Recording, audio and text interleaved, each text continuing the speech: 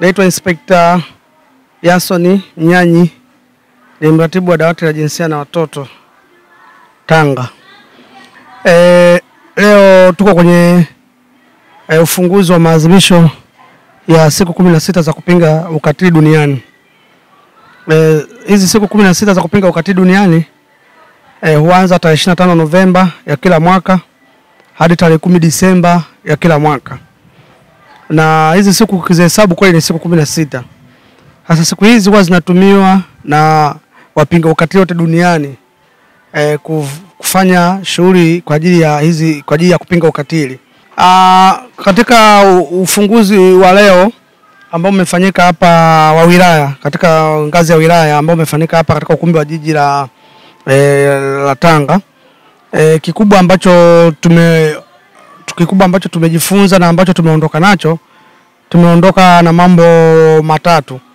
Jambo la kwanza tuliondoka nao kwamba katika mapambano yao dhidi ya ukatili, kila mwananchi na kila mdau na kila kiongozi afanye wajibu wake ili tuweze kufanikiwa katika mapambano haya ya ukatili. Na jambo la pili ambalo tumeondoka nalo kwamba tujitahidi kuzuia zaidi hivi vitendo kuliko kusubiri vitokee afu tuanze kupambana navyo kisheria. Kwa hiyo tukaona kwamba mbinu ya kuzuia ni nzuri zaidi. Kwa hiyo tukakubaliana kwamba mkakati mmoja wapo wa kuzuia huu ukatili ni kutoa elimu. Na kutoa elimu kwa wananchi, tumekubaliana pale kwamba sio dawati la jinsia na watoto la polisi peke yake.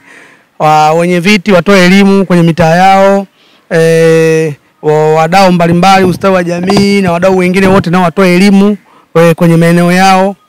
Kwa hiyo ni jukumu la kila mtu, sio la jeshi la polisi peke yake kwenye kutoa elimu. Sisi jeshi la polisi tutaungana nao na tuna kampeni yetu. Jeshi la polisi tuna kampeni ambayo inaitwa polisi jamii au shirikishaji jamii, ambao katika programu hiyo tumefika hadi ngazi ya kata. Kwa hiyo sasa sisi kwa kutumia polisi kata watakuwa natoa elimu kwenye zile kata na taasisi zingine nazo zifanye hivyo, zitoe elimu. Kwa hiyo tumekubaliana kwamba kwenye swala la kutoa elimu kama mbinu ya kuzuia ukatili, kwamba kila mtu asitegemee mtu mwingine, wote tufanye kwa pamoja. Siku ya leo kwenye uzinduzi wa siku 16 ya ukatili wa kijinsia, kwa upande wangu nimeona kama ni siku nzuri sana, kwa sababu tumekusanyika hapo, unaona ni watu wengi, watu wazima, na maana wana hamasa ya kuona kwamba hizi siku 16 zinaleta mabadiliko kwa mkoa wa Tanga. Ukijaribu kuangalia maongezi yaliyokuwa yanaongelewa pale, watu wanachangiaji, inaonyesha Tanga kuna tatizo la ukatili wa kijinsia, hasa kwa watoto mashuleni wameongea pale, na kwa kina mama pia na kwa wanaume pia limetamkwa. So hili ni tatizo ambalo pia nimekuwa nikilisikia na kulitafutia chanzo ni nini.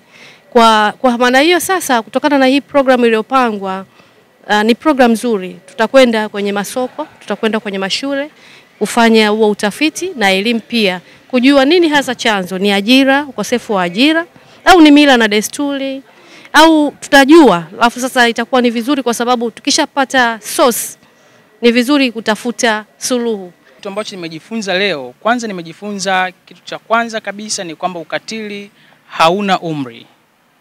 Nilikuwa nafahamu, ama nilivyokuwa najua mimi kutoka huko mwanzo, nilikuwa najua kwamba ukatili tunafanyiwa watoto au vijana wadogo. Lakini kumbe hata baba zetu, mama zetu, babu zetu na hata bibi zetu wanafanyiwa huo ukatili pasi na wao wenyewe kujua ama wakiwa wanajua.